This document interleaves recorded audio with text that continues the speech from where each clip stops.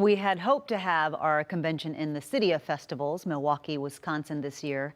Of course, we're not able to do that, but we'll be hearing from several of Wisconsin's leaders throughout this convention, starting with Congresswoman Gwen Moore.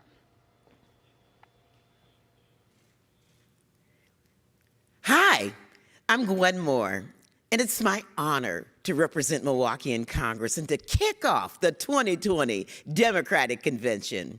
Oh, I sure wish you all were here in the city of Milwaukee, which takes its name from the languages of the first peoples, interpreted as good land and gathering place by the waters. This is a city where blood was shed for labor rights, where a fugitive slave was freed from prison, where women's right to vote was first ratified. But today, we gather virtually. However, we gather unified in spirit, unified in our values and purpose to heal divisions and together move the nation confidently into a prosperous, inclusive future. Oh, what better way to gather than all across America to nominate my beloved friend, Joe Biden, to be 46th President of the United States of America, with my VIP, VP nominee, sister, Kamala Harris, by his side. Tonight, we are gathered to reclaim the soul of America. So if you're ready to come together, America, text JOIN to 30330. Thank you, I love you all, and God bless you.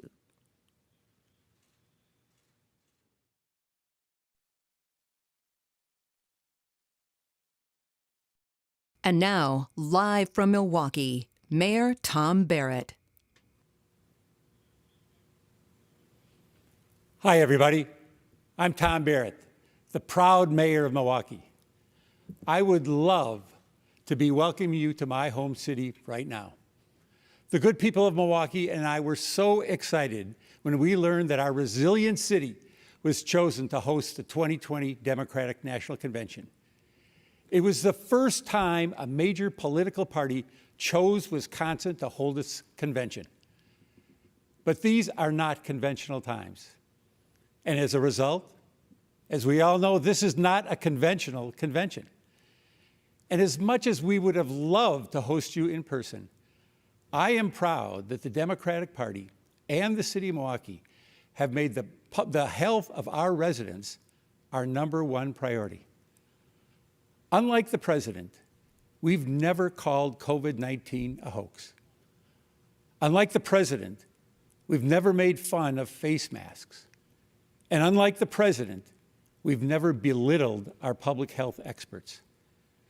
We understand why we can't be together this week, and I hope you do too. And as our party comes together virtually to nominate Joe Biden to be our next president, we're showing the country that we're nominating a leader who isn't afraid to make tough choices or to work with health experts, not against them, to address this pandemic. Milwaukee is a very special place on America's fresh coast. I look forward to the day when you are all able to come experience our beautiful lakefront, our historic neighborhoods, and above all, our diverse, hardworking, and friendly residents. But in the meantime, it is my honor to call the second session of the 48th Quadrennial National Convention of the Democratic Party to order.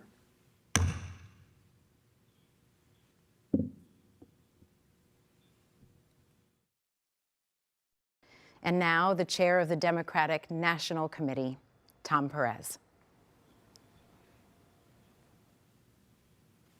It's great to be here in Milwaukee, a proud union town whose grit and character reflect the resilience of our party and our country.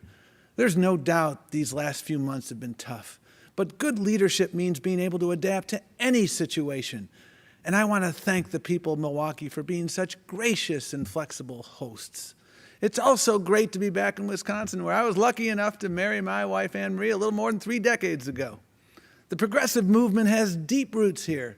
And since today is the 100th anniversary of the 19th Amendment's ratification, we should point out that Wisconsin was the first state to ratify it. What's more, in its one-word motto, forward, Wisconsin captures something so important about America. The way that no matter what challenges today brings, we always believe a better future is possible. That's what my parents believed when they emigrated to this country nearly a century ago, fleeing the iron fist of a brutal dictator in the Dominican Republic.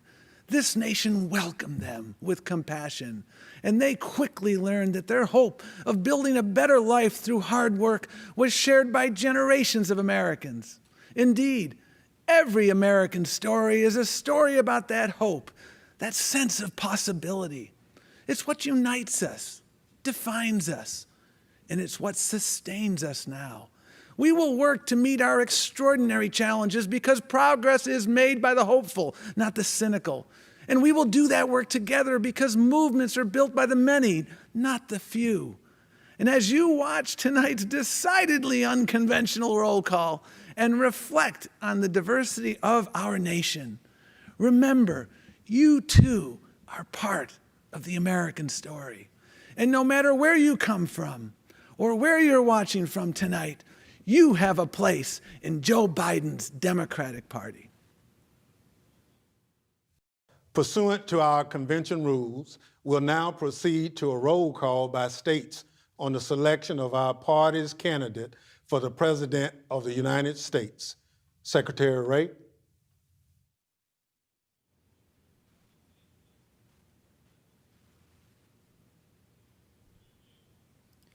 Mr. Chairman, coming to you live from the Wisconsin Center, it's time to begin our virtual trip around America. Our journey begins at the site of a major step forward in our national journey towards justice. Wisconsin. Welcome back to Milwaukee, Wisconsin, a great city on native land on a great lake. It's the place where I was born and raised, right in the heart of the 53206 zip code. Now, this is a community that's been faced with some significant challenges due to historical injustice, but what many don't see is the joy, the resilience, and opportunity that lies within this community and so many others across America just like it, where hardworking people are fighting to provide for their families and to build a better future. We know that we build a better future for our nation by channeling Wisconsin's legacy as the birthplace of the labor and the progressive movement and uniting around a bold, inclusive agenda that uplifts every community in the pursuit of a more just future, one that recognizes healthcare as a human right, one that tackles the climate crisis and takes on racial and economic justice.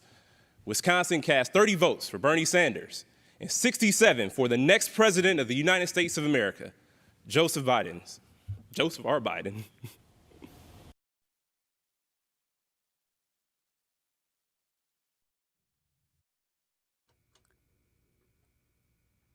And now, live from Wisconsin, please welcome Governor Tony Evers. Good evening, folks. I'm Tony Evers, and I'm incredibly proud to be the 46th governor of the great state of Wisconsin.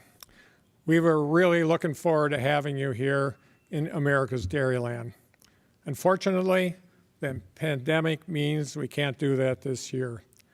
But what unites us is far, far greater than what divides us. So even though we can't be with each other, I know we have a shared sense of purpose. That is to elect Joe Biden and Kamala Harris. This November is about returning kindness, respect, empathy, and civility back to the White House.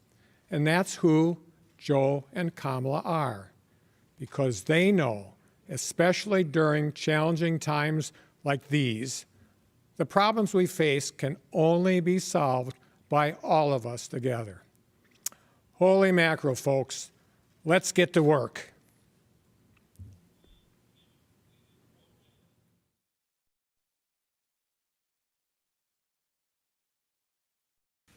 Hi, I'm Tom Perez. This has been an incredible week. It hasn't been the kind of convention you might have been expecting, and to be honest, it wasn't the kind of convention we had planned for. But in a way, what we've seen over the last 3 nights, and what we'll see tonight, is a more accurate reflection of where our country is than any traditional convention could have been. Yes, we've talked a lot about our next president and vice president, Joe Biden and Kamala Harris. We've talked about how they'll tackle the challenges we face and lead our country to a brighter future. And we've seen that our party is ready to lead, not just now, but into the next generation. But we've also heard a lot from people who aren't running for anything this year, people who might not even think of themselves as political. Auto workers and college students, farmers and immigrants, teachers, nurses, and yes, the occasional calamari chef. If the literal meaning of the word convention has to do with coming together, then what has brought us together this year isn't partisanship, it's purpose. That's what has allowed us to bring both diehard progressives and conservative ex-Republicans under the same tent. That's what has allowed us to build a campaign where no state, no precinct, no vote is taken for granted. That's how we build our movement. That's how we win up and down the ballot. That's how we make change. And when we can bring that kind of energy to the challenges our nation faces, well, there's nothing we can't accomplish. Just ask Joe Biden, who set his sights on a mission that could change the world forever, conquering cancer. Before we continue with tonight's program, I want to thank everyone who has made this unprecedented convention possible, from our delegates and speakers to our party staff and our production team. Next week, it will be the Republican Party's turn to hold their convention. On behalf of their speakers and staff, I hope their organizers will take safety as seriously as we have. And then it will be up to you, America. You'll have heard from two very different candidates for president. You'll be able to dig into the details of their respective plans for solving the challenges we face and decide which plan you think will work for you and your family.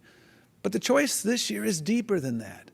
No matter what you think about Donald Trump or Joe Biden, no matter which party you belong to, or whether you belong to any party at all, your job in this election is to decide what kind of movement is capable of being the vehicle for the change we need. Can a movement that demands absolute loyalty to one man and his personal agenda really ever make this country greater? Or do we do better when we join together in a movement of shared values, one that amplifies our diverse voices? We've got one more night to show America what our path forward looks like. Not one man boasting that he alone can fix it, but everyday people coming together to face our challenges with unity and determination.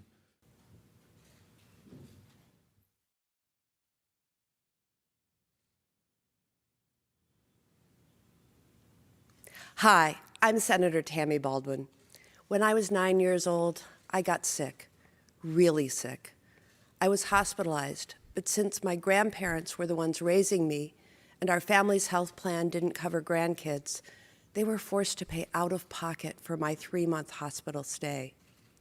I got better, but the insurance companies didn't. They refused to cover me at any cost because I was marked child with a pre-existing condition. We all have stories like this, stories about a time when the system was rigged against us, when we were counted out, left out, pushed out. Just think of what we've heard these past 4 days. Healthcare professionals who don't have the protective gear they need, young people whose asthma will get worse as our air quality does, workers who are afraid of losing their jobs. Each story begs this simple, fundamental question, a question that gets to the heart of the choice in this election. What kind of country do we want to be? Do we want to be a country where millionaires get to dodge taxes, or one where working families get a break? Do we want to be a country where medical bills bury people in debt, or one where health care is affordable for all? Or where tens of thousands of people die from a virus, or where the American dream lives? I think we know the answer to that fundamental question, because most of us want the same things: good schools in our neighborhoods, racial justice, the freedom to love who we want, dignity in our work, and an economy where small businesses and working families thrive. And over the past months, we've added another to that list: a nation free from COVID. That's why Joe Biden and Kamala Harris are the only answer in this election. Trust me, they are. You see, there's another part of my story, the part where I ran for office, the part where I served in Congress, the part where I worked with Joe Biden and Barack Obama to make sure kids and grandkids, if they're dependents, can stay on their parents' health insurance until they're 26. We got that done. And yes, it was a big effing deal. That's the America I know. That's the America I love. And that's the America we will be with Joe Biden and Kamala Harris in the White House.